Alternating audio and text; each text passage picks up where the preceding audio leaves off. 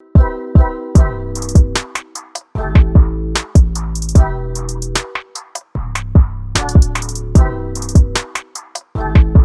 up, guys? Welcome back to the channel. What we have right here is a brand new smartwatch from TicWatch, and this one is one that I've mentioned previously on this channel. I wasn't actually allowed to mention the name of it because it was under embargo, but this is my new pick for the best budget-friendly smartwatch. So if you're looking to buy a new smartwatch and you don't want to spend $300 or $400 for one of the Galaxy watches or TicWatch Pro 3, then this is going to give you essentially the same performance, possibly even better, at less than half the price of that. So you're looking at under $200 here. This is the TicWatch E3. Now we have plenty to cover in this video, including testing, and I'll talk about where they cut corners and how they managed to get the price cheaper. But overall, the performance of this watch, it's going to be matching the best out there. This is running the Snapdragon 4100 chip on board. We'll explain what that means later on in the video, but let's kind of take a few steps back and just take a look at this watch and talk about the physical design on the outside. So you can see that we have a 44mm body right here with a 1.3-inch display. The display gets pretty bright. It's pretty vibrant and colorful, and it's very responsive as well. It's obviously a touch screen on here, and we can also control it with the two buttons on the right side. Now, we'll talk about the buttons in a second, but you'll notice that there is kind of a chunky bezel around this entire display, and that's pretty standard for a lot of watches, although most other watches try to hide this with some little like minute marks or something like that. This one didn't do any of that. They kind of are sticking with that minimal aesthetic. Looking at the right side, you'll see we have a speaker and a microphone. Usually those are the first thing to go when people are saving money on watches, so I was very happy to see that on here. That means we can answer phone calls, we can actually field the phone calls on here and talk to people, and we can use it as a voice assistant. We'll talk about that in the interface tour, but the buttons on here, neither one rotates, so we don't have a crown or bezel that rotates, but the button on the top is your back button, your home button. It'll open up the app drawer for you, and if you press and hold it, it opens up Google Assistant. The bottom button does a little bit less. It just opens up the Health app, which is what I have it set to right here, and if we double press that, you'll see that it opens up Google Pay. If we press and hold it, it opens up kind of a nice little quick settings where you can turn off the watch, you can drain the speaker in case you take it underwater. Because as another note, you actually can take this underwater. This is rated for IP68 water resistance. And again, that's another item that's usually among the first to go when people are making more budget-friendly devices. So IP68, a great water resistance, and I was very happy to see that. On the back of this device, you'll see we have 4 little diodes for the heart rate sensor, and we'll talk about the sensors more in a second, but overall the physical design is pretty simple. Like I said, a minimal aesthetic, but it definitely gets the job done. And you're probably gonna notice that as a common theme throughout this video, that this watch is really geared towards the performance or the function over fashion, and so it doesn't really look especially flashy or exciting on the outside, but like I said, it's going to keep up with a lot of the best watches out there, which is really why I think this is especially interesting, and a lot of people on a budget will really resonate with this watch, because it's giving you a fantastic performance, a fantastic value, honestly, and the only compromise is going to be it's just a little bit less exciting on the outside. But let's talk a little bit more about what kind of sensors it has on the inside and what this is able to track. So there's a lot of things, honestly, and this is also good. So we have, of course, the heart rate sensors, as I showed you, and so you can have 24/7 heart rate tracking. It also tracks your blood oxygen, so you can track sleep tracking, respiration, all kinds of stuff like that. You also have 3 different methods of tracking positioning, including GPS and GLONASS. You have stress management and stress tracking. We have NFC payments, we have Wi-Fi, we have Bluetooth to connect to your phone, as well as Bluetooth to connect to other devices like earbuds.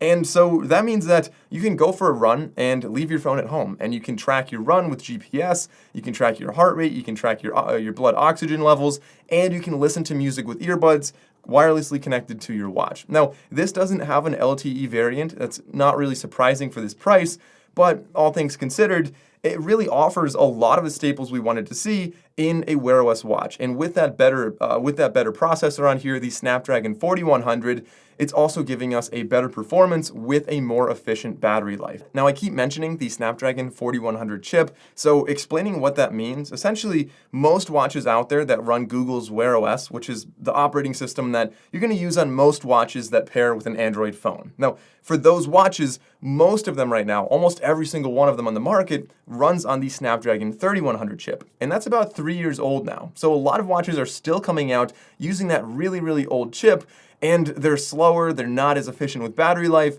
last year, the new 4100 chip was announced with massive improvements. But so far, there are almost no watches on the market that have that new improved chip. There's only actually one that I know of, which is the TicWatch Pro 3. This is a very expensive watch, but also a very functional watch, a really good one. And so seeing that chip brought down to a under $200 watch is obviously really exciting. Better battery life, better performance, overall a better watch in general. So with that being said, let's get into a microphone and speaker test. All right, now for reference, this is me calling another phone from my phone, and then this is the microphone on the watch. So if I answered a phone call from the watch, it would sound something like this. So again, leave a comment and let me know how the microphone sounds on this watch. So this is a speaker test. I'm just calling from a different phone to see how it sounds. You answer a phone call through the watch. So leave a comment and let me know if you can hear what I'm saying.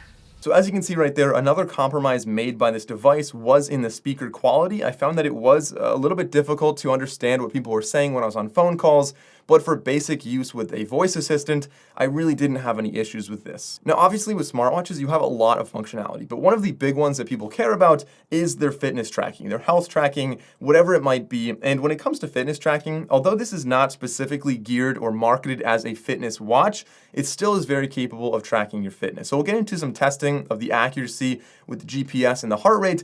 But first, talking about some of the fundamentals here, this tracks over 20 different workouts, which I know is not the same as others that have like 100 different workouts, but realistically, most people don't do more than 5 or 6 different workouts. It's not likely I'm going to be paragliding or tracking my yachting workout anytime soon.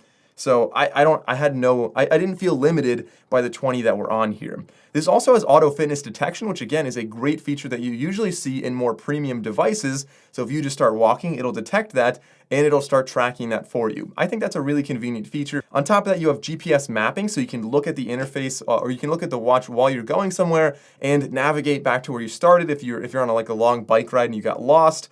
And there's a lot of other things like that. But with that being said, let's actually just jump right into the accuracy testing. I actually want to start off by pointing out that the app has been rearranged, and I think they did a great job. It's much easier to see, much more digestible. But if we go to exercise and we go to this morning's exercise, I can go down and see that, for example, we have all kinds of different things in here. We have heart rate, and I'll talk about that in a second. We have step frequency and step length, which is actually surprisingly accurate. The step length, I did lengthen my strides really intentionally towards the latter half of the run, and you can see that right there. Now, the map, you can see GPS was pretty much right on the money, had the right length, you can see no drunk wandering. Unfortunately, we can't really zoom in on this map. There's not really a lot of map tools, but if we go in and check out the heart rate, you can see, unfortunately, they did a lot of smoothing here, and in general, it was low. This is not atypical for an optical heart rate sensor to be a little bit low in the beginning of a run, but I found that this one overall throughout the entire run was consistently low and a little bit over smoothed. When it comes to features, it's really impossible to name all of the features on this watch because you can download apps and do all types of different things, but some of the highlights that I really like that are not on every watch out there include offline music, which means, like I said, you can run with this watch and some earbuds and leave your phone at home. You also have an always-on display, you have auto fitness detection, you have notifications with quick replies and actually full replies if you want to type them or use a microphone. Granted, that only works with Android. You can pair this to an iPhone, but you won't be able to reply to notifications. And you can also use Find My Phone, and of course you have music controls. Those are some of my favorites on here, but again, there are tons of others, and I'll show you a couple of them again in the interface tour. And with that being said, let's actually get into the interface tour. So getting into a quick interface tour, first you can see there is an always-on display. If we press any button, it'll wake the watch, and we can swipe in any direction. So this is obviously going to be our watch face. We can touch and hold to change that, and right now it's showing us the weather. This will change all day or when I move around. If we go over here, we can see the Google Assistant as well as My Day. It'll have reminders, Find My Phone, all kinds of stuff like that. And if we swipe up from the bottom, you'll see some of the notifications I might have received. Of course, we can get rid of them if we swipe any of them away. And other than that, we can swipe down from the top and have some quick settings. You can also access full settings there. And that's pretty much it up there. Now, if we swipe from the right, we have our tiles. Now, the tiles are going to be really anything you want them to be. You can customize them and find some different ones that you might want to add. And if you want to learn more about, say, your heart rate, you can tap on it. It'll open up the heart rate app. Now, if we press the top button, it brings us home. And from here, we can press this again, and it'll bring us into our app drawer. Now you can change the way this looks. This is not the normal way WearOS lays this out, but it's a way that I think it looks a little easier to use. And they give you a lot of Tic apps right here. So the TicWatch, like Tic Exercise, Tic Pulse, Sleep, Oxygen, a lot of them are self-explanatory. Something like Zen, you might not, at first you might wonder what that is, but it makes sense. It's going to be like a breathing exercise to really, de-stress and track stuff like that. Now, other than that, if we go down, you'll see that there are plenty of other things on here. Now, I didn't download a lot of third-party ones, but you could easily go into the Google Play Store and add any other apps you want. Something I didn't expect, but honestly it does make sense, is the battery life. I was expecting to get maybe 3 or 4 days with this chip on here, but realistically it was just shy of 2 days, which is still better than a lot of watches out there, especially any Snapdragon 3100 watch, but maybe they use less efficient sensors on here, maybe whatever it might be, maybe the battery's a little bit smaller. It doesn't quite last as long as I was hoping it to, but again, at this price, it's still better than a lot of the competition.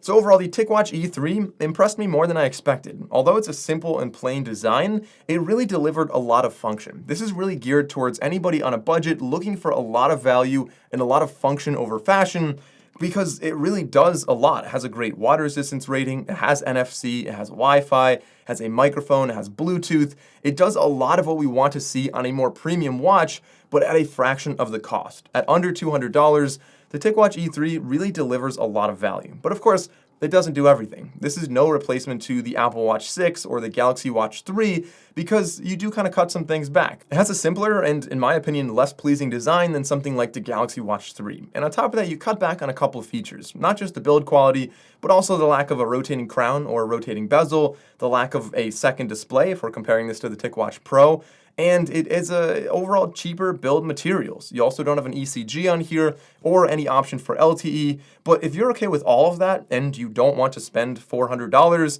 then this is going to be a great pick. But you guys can leave a comment below and let me know what you think about the TicWatch E3. Is this a watch you'll be buying? And what did you want to see on here that maybe you're disappointed about? On the flip side, what do you really like about it? I don't know, just leave a comment below if you had any interest in this video. As always, guys, thanks for watching. If you enjoyed this, please consider liking and subscribing. I'm Michael Bryan. Thanks for watching, and I'll see you next time.